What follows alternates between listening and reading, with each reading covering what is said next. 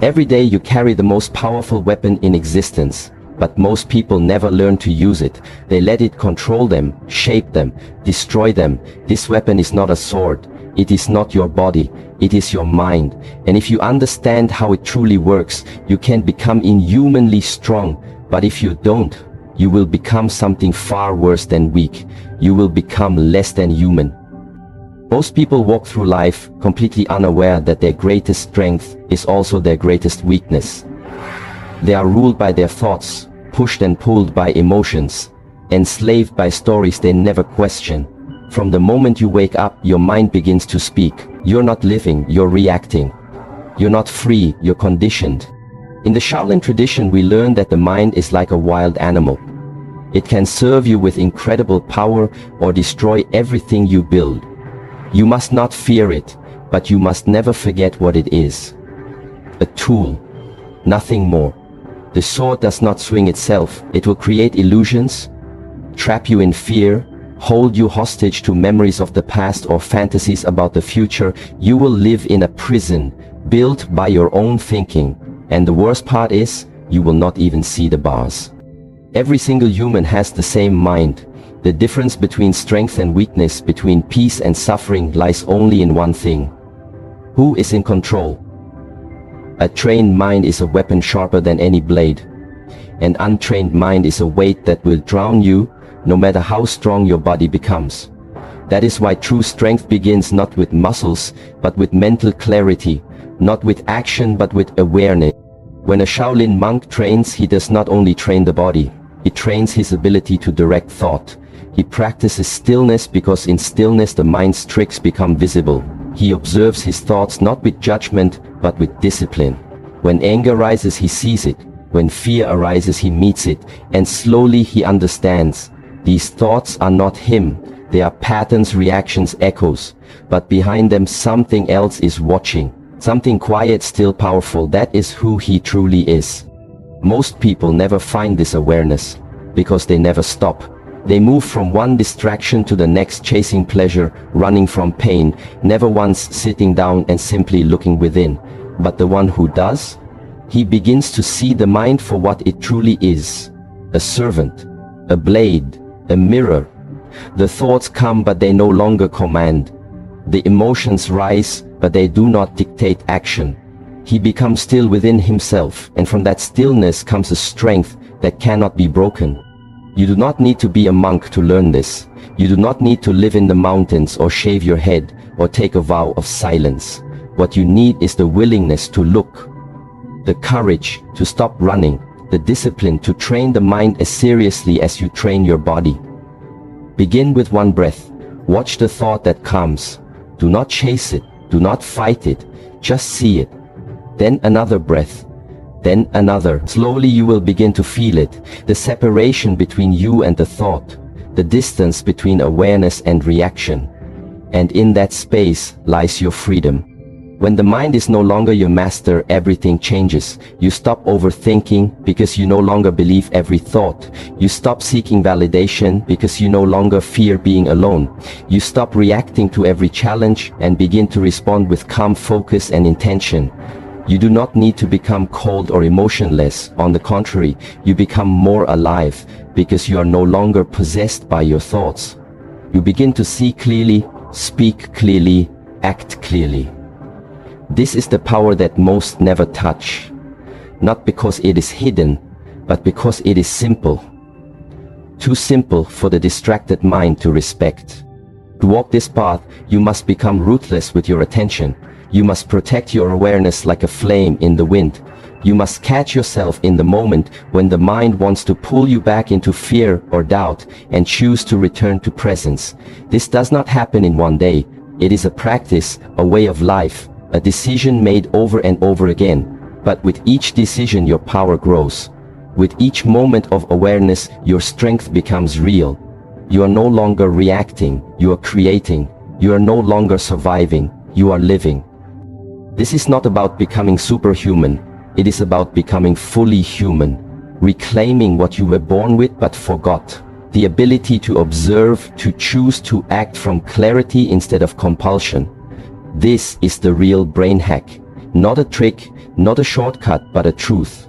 The mind is a tool, not a master, and the moment you remember that, you begin to return to yourself. Repetition can either shape you into something unshakable or bury you in unconscious habit. It is not the act of repeating that creates mastery, but the presence you bring into the repetition.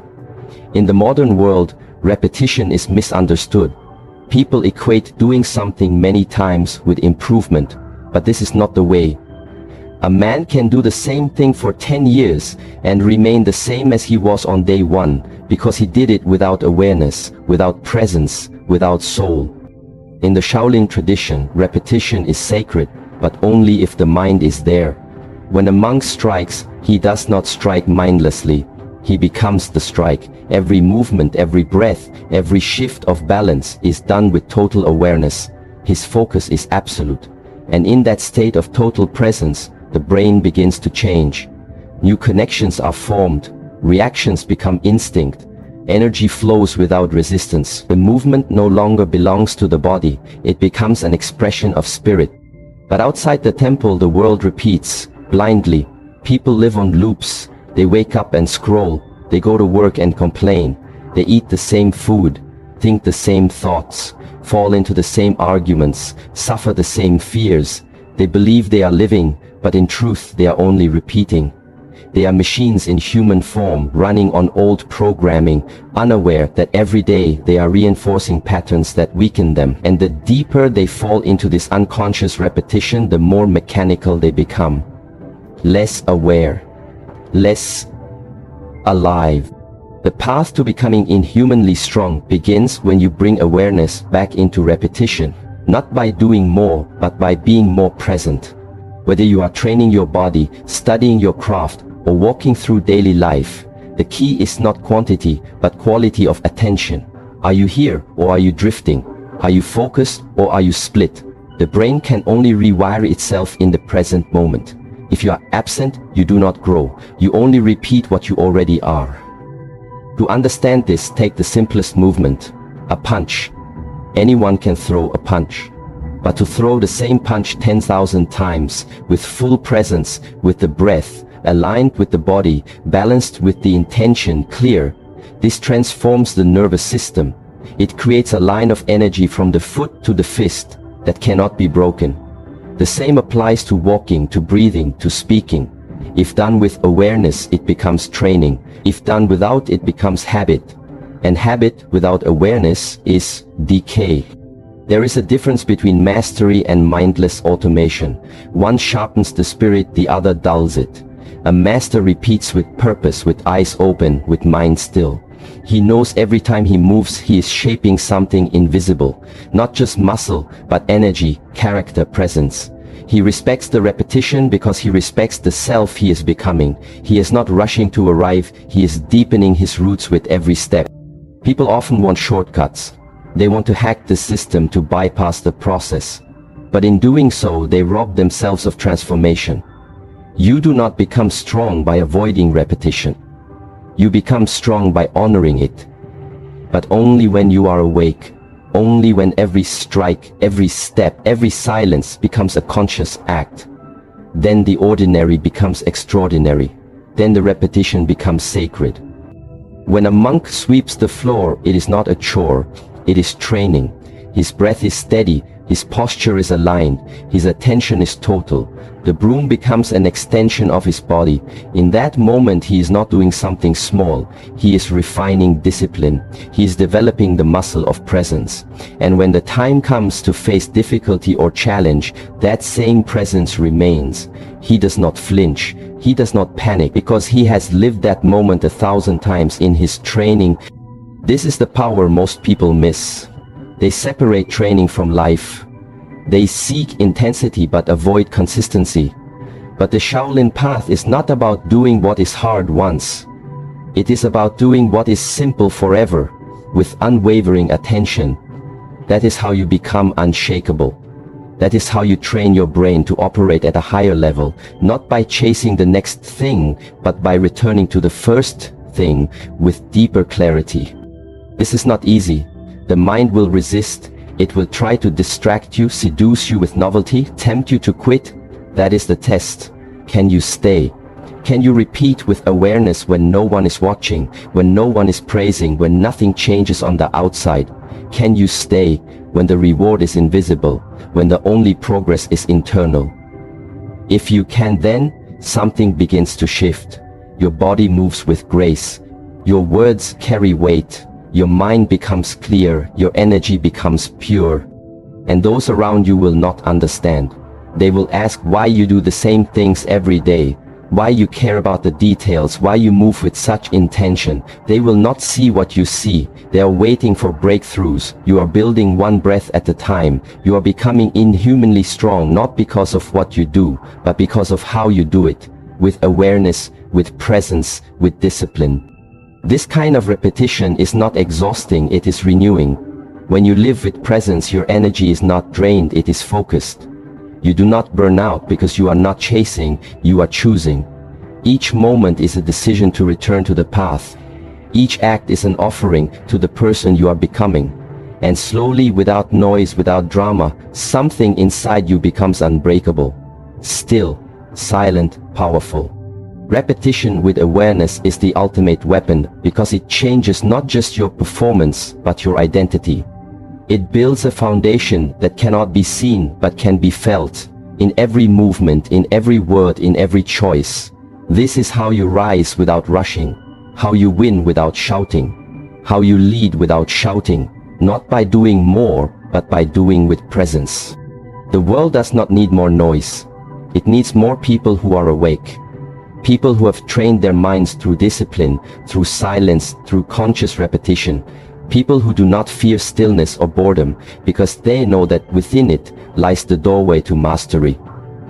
Bring your awareness back to your breath, to your movement, to the smallest detail of what you do, and let every repetition become a sharpening of the soul. Pain is the one experience every human tries to avoid, yet it is also the one experience every master learns to embrace. From the moment we are young, we are taught that pain is bad, that it must be escaped, hidden, silenced. But this teaching is a lie. Pain is not your enemy. It is your teacher, your guide, your mirror. It shows you what is weak, what is untrained, what is out of balance. It reveals where your attachments lie, where your fears live, where your resistance hides, but only if you are willing to face it. In the Shaolin path, pain is not something to be feared. It is something to be studied. The monk does not run from it. He sits with it, watches it, allows it. He breathes into it, not because he enjoys suffering, but because he knows what lies on the other side of it. Clarity, strength, wisdom, freedom. The world believes strength is the absence of pain, but the truth is strength is born through pain. It is shaped by pressure, carved by discomfort, forged in the fire of challenge. Without it, there is no transformation. You can train your body for years, but if you never step into the fire of real struggle, you will never know who you are. You will know form, but not depth. You will know motion, but not meaning. Pain cuts through illusion. It strips away all that is fake and leaves only what is real. And that is why most people avoid it. They are not afraid of pain itself. They are afraid of what it will reveal. Their weakness, their insecurity, their lack of control. But the one who is willing to look into that mirror without turning away is the one who begins to change. There is a kind of pain that breaks you and a kind of pain that remakes you. The difference is awareness. When you resist pain, when you complain, when you try to numb it, it becomes your enemy. But when you accept it, welcome it, study it, it becomes your ally. In that moment, the pain no longer owns you. You begin to move through it with intention. You do not collapse, you rise. You do not shrink, you grow. This is not about enjoying pain, it is about learning from it. In training, every push, every stretch, every strike carries pain. Not injury, but challenge. And the body screams, the mind resists it, wants to quit. But in that moment, the monk chooses breath. He chooses stillness. He chooses to listen. He finds the edge and stays there, not to suffer, but to understand. He learns how to remain calm in chaos, how to breathe in discomfort, how to stay focused when the body wants to escape. These are not just physical lessons, they are mental and spiritual tools. They are preparation for life. Because life will bring pain whether you ask for it or not. People will leave, things will break, health will fail. You cannot control the storm, but you can train the one who faces it. And when pain comes, if you have prepared, you will not fall apart. You will feel it, but you will not be destroyed by it. You will bend, but you will not break. You will cry, but you will not lose yourself. This is the strength few understand because they avoid the training that pain provides. There is a saying in the temple, the deeper the root, the stronger the tree. Pain is what drives the roots deep. It humbles you, grounds you, connects you to something beyond comfort. If everything is easy, you remain on the surface. But when things get hard, and you keep going, something shifts. You discover a part of yourself that cannot be accessed through comfort. Only through pressure, only through fire. Emotional pain is the same. It shows you where you are not free, where you are still attached to image, to outcome, to approval. And if you have the courage to feel it fully, you begin to break those chains.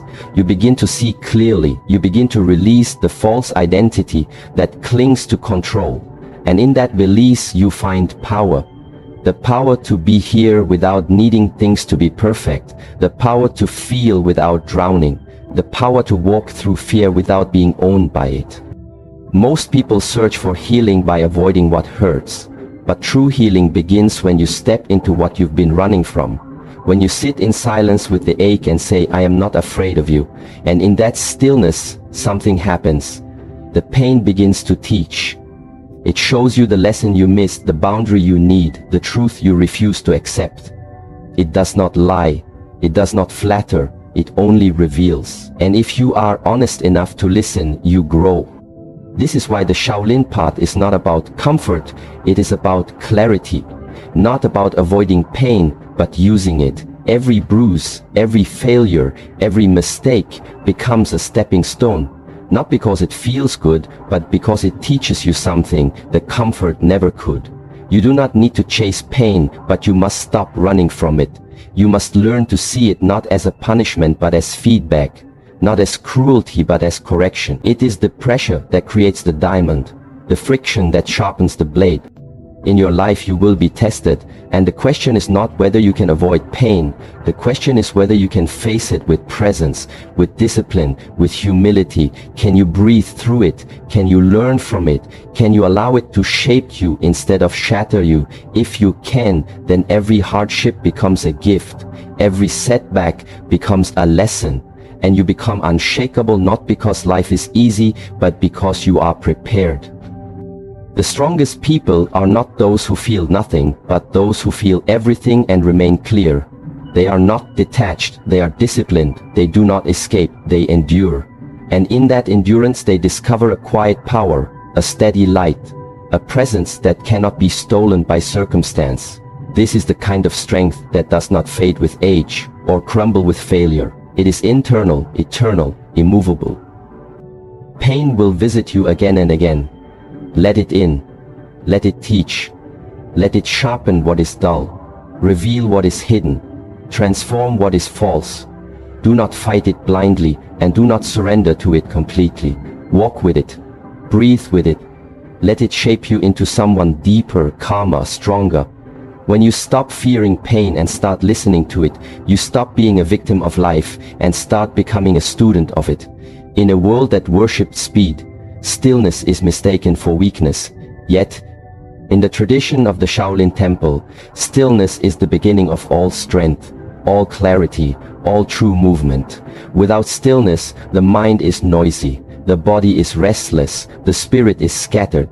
And when the mind is scattered, the body cannot move with precision, the breath cannot move with power, the energy cannot flow with freedom. Stillness is not the absence of motion, it is the origin of it. It is the point before action, where the mind and body align, where intention is born, where presence becomes possible. You cannot strike with full force if your mind is chaotic. You cannot respond with wisdom if your thoughts are racing. True power does not come from how fast you can move, but from how deeply you are rooted in stillness before the movement begins. Every master knows this. He does not rush, he waits. He observes. he breathes. And when he moves, the strike is clean, not because it is fast, but because it is precise, because it is grounded in stillness. Stillness is where the mind learns to see without judgment, to listen without reaction, to move without hesitation. But to reach this stillness you must train. You must sit in silence when everything inside wants to escape. You must hold your center when the world pushes you off balance. You must return again and again to the breath, the posture, the awareness. Not to achieve something, but to remember what you already are underneath all the noise. Without stillness, repetition becomes mindless. Without stillness, pain becomes suffering. Without stillness, the mind becomes a slave to thought. But when stillness is present, every repetition becomes sacred. Every pain becomes a message. Every thought becomes a choice. You are no longer reacting blindly. You are moving with awareness, with discipline, with grace.